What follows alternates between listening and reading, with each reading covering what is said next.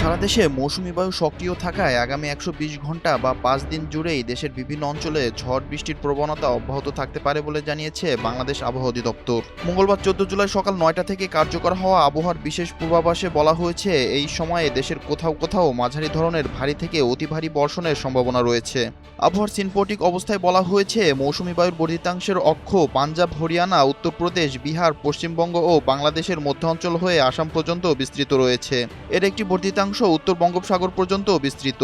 বর্তমানে মৌসুমী বায়ু বাংলাদেশের উত্তরাংশে বেশি সক্রিয়, দেশের অন্যত্র মোটামুটি সক্রিয় এবং উত্তর বঙ্গোপসাগরে মাঝারি অবস্থায় বিরাজ করছে।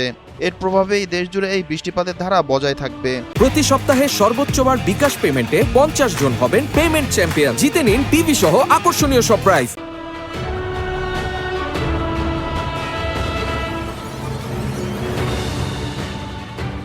১৪ জুলাই রংপুর, রাজশাহী, ময়মনসিংহ ও সিলেট বিভাগের অনেক জায়গায় এবং ঢাকা, খুলনা, বরিশাল ও চট্টগ্রাম বিভাগের কিছু কিছু জায়গায় অস্থায়ীভাবে দমকা হাওয়াসহ হালকা থেকে মাঝারি ধরনের বৃষ্টি বা বজ্রসহ বৃষ্টি হতে পারে। সেই সঙ্গে সারা দেশের কোথাও কোথাও মাঝারি ধরনের ভারী থেকে ভারী বর্ষণ হতে পারে। বুধবার ও ১৫ জুলাই বৃষ্টিপাতের এই ধারা অব্যাহত থাকবে। তবে চট্টগ্রাম বিভাগের অনেক জায়গায় বৃষ্টির বিস্তৃতি বাড়তে পারে। এই ২ দিন সারা দেশে দিন এবং রাতের তাপমাত্রা সামান্য বৃদ্ধি পেতে পারে। বৃহস্পতিবার ১৬ জুলাই থেকে দেশের দক্ষিণাঞ্চলে বৃষ্টির তীব্রতা ব্যাপক বৃদ্ধি পাবে। এ সময় খুলনা, বরিশাল, চট্টগ্রাম ও সিলেট বিভাগের অধিকাংশ জায়গায় এবং রংপুর, রাজশাহী, ময়মনসিংহ ও ঢাকা বিভাগের কিছু কিছু জায়গায় বৃষ্টি বা বজ্রসহ বৃষ্টি হতে পারে। বিশেষ করে খুলনা, বরিশাল, চট্টগ্রাম ও সিলেট বিভাগের কোথাও কোথাও মাঝারি ধরনের ভারী থেকে অতি ভারী বর্ষণের সতর্কতা রয়েছে। শুক্রবার ১৭ জুলাই এই ৪ বিভাগের অধিকাংশ জায়গায় এবং বাকি ৪ বিভাগের অনেক জায়গায় বৃষ্টির দাপট বজায় থাকবে। অতি ভারী বৃষ্টির কারণে দক্ষিণাঞ্চলের তাপমাত্রা সামান্য কমতে পারে।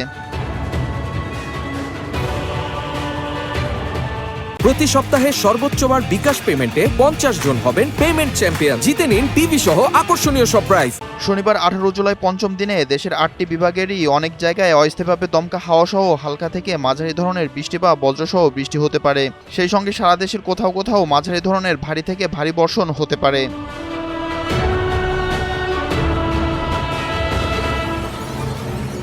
আজ ঢাকায় দক্ষিণ বা দক্ষিণ পূর্ব দিক থেকে ঘন্টায় ১০ থেকে ১৫ কিলোমিটার বেগে বাতাস প্রভাবিত হতে পারে।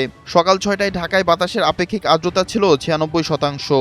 আবহাওয়া অধিদপ্তর জানিয়েছে, ৫ দিনের বর্ধিত মেয়াদ শেষ হওয়ার পরও দেশের বৃষ্টিপাতের এই প্রবণতা অব্যাহত থাকতে পারে।